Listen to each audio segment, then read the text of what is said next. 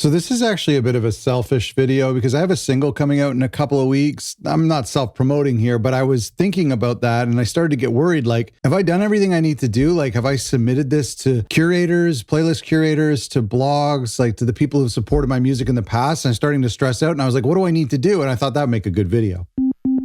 There's 5 things that I want you to do in order when you're preparing to submit your music to influencers, social media influencers. People are doing that now.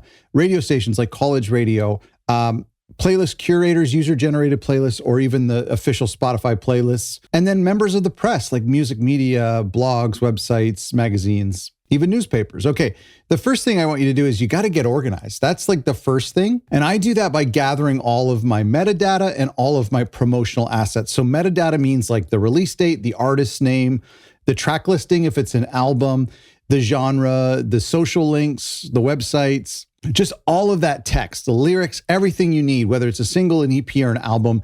Most of the stuff is the exact same. And then there's the promotional assets. So those are actual tangible files that I keep in a Dropbox folder. Things like a press photo, high resolution of the album cover or the single cover, the MP3, the WAV files, maybe even an alternative mix like an instrumental version.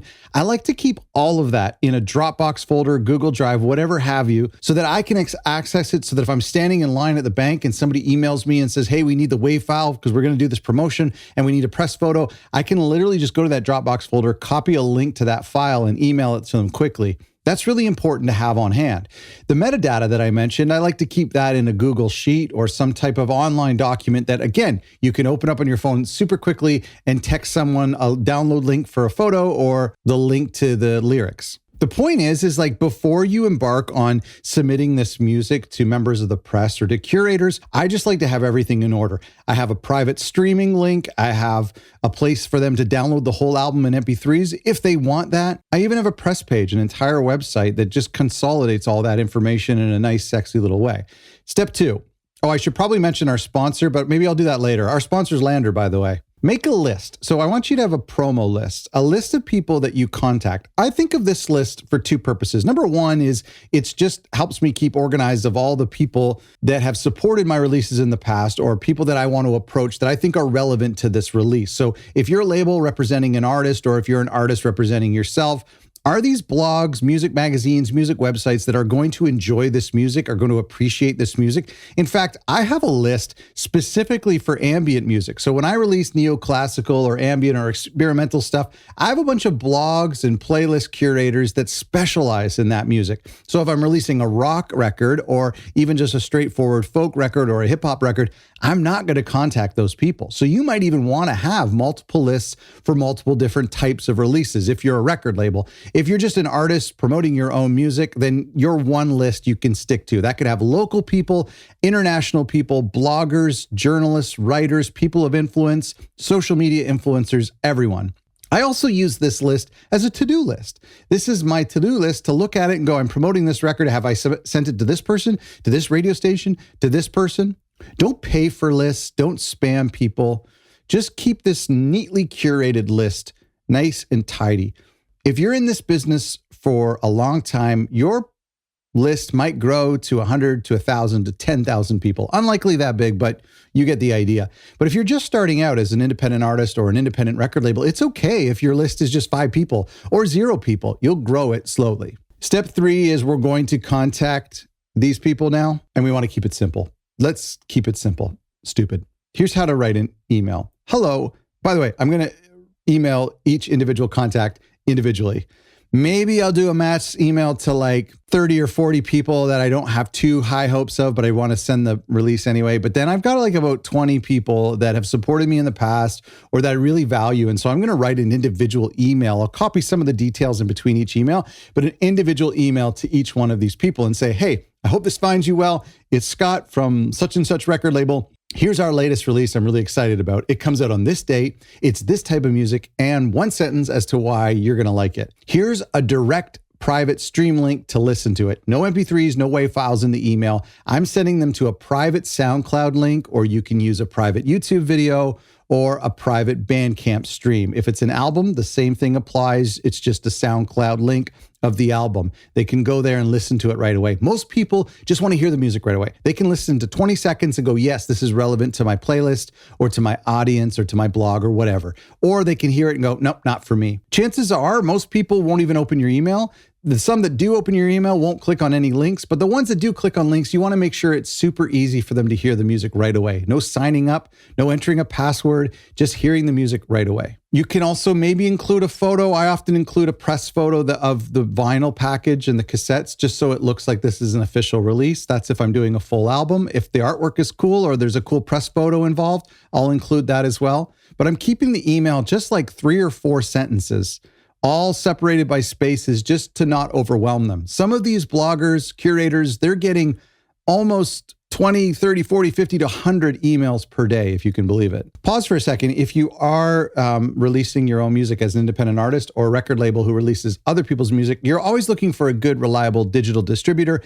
And that brings me to today's sponsor, Lander. Lander is one of the most reputable digital distributors and music companies out there. They've been around for so long with their incredible online mastering tool, which you get access to as a member of their digital distribution service. So as part of your annual subscription, you get digital distribution, you get cover song registration, which is super easy and super awesome.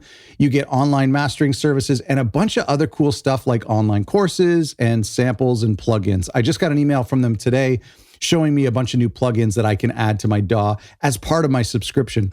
And unlike some of the other distributors, if your subscription comes to an end for whatever reason, your music still stays up there. That's pretty cool. Go to lander.com/other record labels and you can get $50 off your subscription. If you click through us, the link is in the description of this episode, lander.com/other record labels. Tip number 4 that I have for you is to track your progress. Let's go back to that spreadsheet that I mentioned. I like to create a column for the publication, then another column for the contact at that publication, then another column for how I contacted them, like their email address, then another column that says, what type of publication is this? Is this a Spotify playlist? Is this a traditional newspaper? Is it a college radio station? Is it an online blog? Is it an Instagram influencer? Is it a TikTok influencer that specializes in vinyl? And then I'm going to have columns that says, yes, I sent them this release, or I sent them this release on this day. It could really get, if you're a label that's pitching once a month, you could have tons and tons of columns just so that you keep track of what you've sent people, so that you're not like double sending someone or showing that you're not a human in this process and you're just spamming everybody. This is especially helpful if one of these publications actually writes about or supports one of your releases. And so then in a month or a year from now, you can say, hey, I just wanted to thank you again for supporting XYZ release. Here's our newest release. So track this entire campaign and track future campaigns and make sure they work well together. Tip number 4. Oh, that was tip number 4. Tip number 5, follow up and move on. If you really have to, you can follow up. If there's some people you haven't heard from and you're really hoping to get in front of them, maybe they got so many emails or they were on vacation and they just didn't see it. So maybe resend it with a new subject line. Delicately just say, hey, I really hope that you get a chance to look at this. I won't bother you again. But that's it. If you must, follow up, but just once, not more than once. People follow up with me all the time, whether they're submitting demos or they're companies who want to work with me or they're just salespeople. They always follow up. It drives me crazy. I don't have time to respond to every single email, and neither do these publications or members of the press. So don't expect the response.